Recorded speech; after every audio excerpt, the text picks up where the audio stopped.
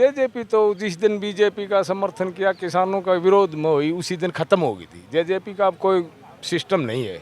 4 seat के ऊपर सबसे ज़्यादा सुनने में आ रहा है, देखने में आ रहा है कि जेपी का पलड़ा सबसे भारी है। जो आदमी मंगलसूत्र पर आ गया, कास्टिज्म पर आ गया, मंदिर मस्जिद पर आ गया, मुसलमानों पर आ गया, वो देश का प्रधानमंत्री का लायक है। दर्शकों नमस्कार। जैसा कि आप सब जानते हैं कि चुनावी गर्मा गर्मी बढ़ चुकी है और हम हैं हिसार लोकसभा के एक छोटे से पार्क में और यहाँ पर हमारे आसपास बहुत सारे लोग बैठे हैं जिनसे हम बात करने वाले हैं चुनाव को लेकर। आइए चलते हैं। तो बताइए कैसा माहौल चल रहा है चुनाव का हिसार में? हिसार सीट के ऊपर सबसे ज़्यादा सुनने में आ रहा है, देखने में आ रहा है कि जेपी का पलड़ा सबसे भारी है। तो आप बताइए कि हिसार में चुनावी माहौल कैसा है, कि किस पार्टी का पलड़ा आपको भारी लग रहा है? देखो, बीजेपी के हमारे मुख्यमंत्री मनोहर खट्टर जी रहे 9.5 साल। उन्होंने जो है ना जनता के लिए कील ठोकी हैं, लठ मारे हैं, गुंडागर्दी करी है, लोगों की कर्मचारियों को पीटा है, मजदूरों को पीटा है, आंगनबाड़ी को पीटा है, किसान को पीटा है। माहौल को तो अपने आप ही अंदाज़ा लगा लो, आपको कांग्रेस का माहौल एक तरफा हो रहा है। क्योंकि आप किस पार्टी को ज़्यादा सपोर्ट कर रहे हैं? हम कांग्रेस पार्टी को सपोर्ट कर रहे हैं। मोदी बोल रहा था ना, हाँ। उसने कितनी झूठे बोल रखी है, अब तक आपको अंदाज़ा नहीं है। आप ये घूम रहे हैं, एक भी सच्ची बात उसने अब तक बोली और 9.5 साल में। झूठ बोलने वाला आदमी कुछ ही बोले। जो आदमी मंगलसूत्र पर आ गया, कास्टिज्म पर आ गया, मंदिर मस्जिद पर आ गया, मुसलमानों पर आ गया, वो देश का प्रधानमंत्री का लायक है।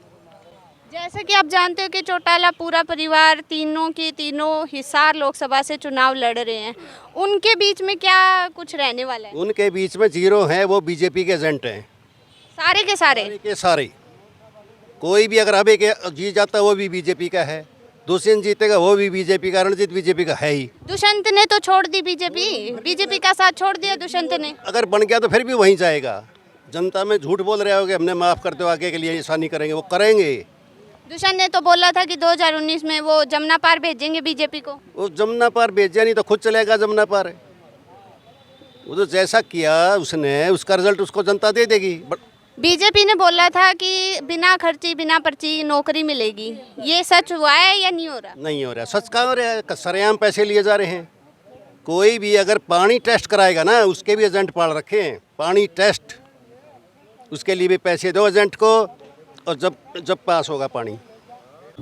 जैसा कि ताऊ आप जानते हैं कि हिसार लोकसभा से कांग्रेस ने जेपी को उतारा है और बीजेपी ने रणजीत चौटाला को उतारा है, तो क्या पलड़ा लगता है आपको, किसका भारी रहेगा? कांग्रेस का पलड़ा भारी रहेगा।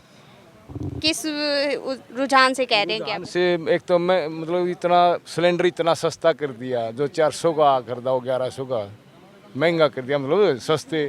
डीजल पेट्रोल कितने सस्ते कर दिए सरकार ने। महंगाई का मेन मुद्दा और बेरोजगारी का मेन मुद्दा।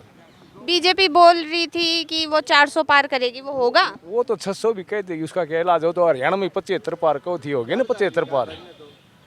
हरियाणा में 75 पार हुआ, बस भी वही चीज़ है। ये तो एक चैनल 83 भी दिखाओ था हरियाणा की सीटा ने, और वो तो धोखा रहेगा लोगों को कि वही 25 बन रहे हैं ना, तो इनकी 18-19 पर छोड़ते। अच्छा, जैसे जेजेपी भी इसके साथ में रही है बीजेपी के, और अभी दूर चली गई, जमुना पार उसे भी भेज दिया, इसके बारे में आपका क्या है? जेजेपी तो जिस दिन बीजेपी का समर्थन किया किसानों का विरोध में हुई उसी दिन खत्म हो गई थी। जेजेपी का अब कोई सिस्टम नहीं है।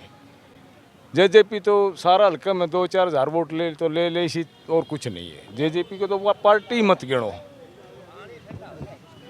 बीजेपी ने राम मंदिर का उद्घाटन किया, इसमें लोगों का कहना है कि राम मंदिर उसने अपने वोट के लिए बनवाया है, क्या ये सच है? उस्ती तो बनवा था वोट के लिए। मंदिर तो हमारे गांव में 20 है, मेरा गांव 22 है, 20 मंदिर है। मंदिरों से वोट थोड़े मिलते हैं। हमारे मंदिर ही नहीं जाया जाता, हमारे आज तक कहाँ जाएंगे हम। ये सिर्फ वोट लेने की एक राजनीति है, वोटों का ध्रुवीकरण करना है और कुछ नहीं है। ये पहले बीजेपी कांग्रेस थी जब हमारे कितने मंगलसूत्र गए हैं। ये तो कल आई है 10 साल से, उससे पहले 70 साल ला लो, 67 साल कांग्रेस ने राज के कितने मंगलसूत्र उतरे थे हमारे। इतना अच्छा देश है, इस तरह टुकड़े में टूट जाएगा। जयप्रकाश आपके हिसाब से कैसे आदमी है? बहुत अच्छा आदमी है, कोई किसी किस्म का ऐब नहीं है, बढ़िया पॉलिटिशियन है। आप किस पार्टी का सोच रहे हैं कि उस पार्टी का पलड़ा अब की बार भारी रहेगा इस चुनाव में? पूरे देश में कांग्रेस पार्टी अलायंस, वो जो इंडिया गठबंधन है नहीं, उसका पूरा बोलबाला है। पर बीजेपी तो समझती है कि ये घमंडिया गठबंधन है, सारे के सारे घमंडिया लोग आए हुए हैं इसमें। मोदी तो सारा दिन झूठ बोलता है, वो धरती का सबसे बड़ा झूठा आदमी है। और ये सरकार जाने के बाद में फिर उनका क्या हाल होगा बीजेपी आने का, वो किसी को सोच समझ में नहीं आओगे। 2 करोड़ रोजगार देगी लोगों को, वो दिया? उसने 2 करोड़ छीनने हैं। जो बड़ी बड़ी कंपनियां में नौकरी किया करते बच्चे, वो छीन लिए उसने। बीजेपी की तरफ से पहली बार रणजीत चौटाला आए हैं हिसार लोकसभा में लड़ने के लिए। बेइज्जती होनी है, वो हो जाएगी।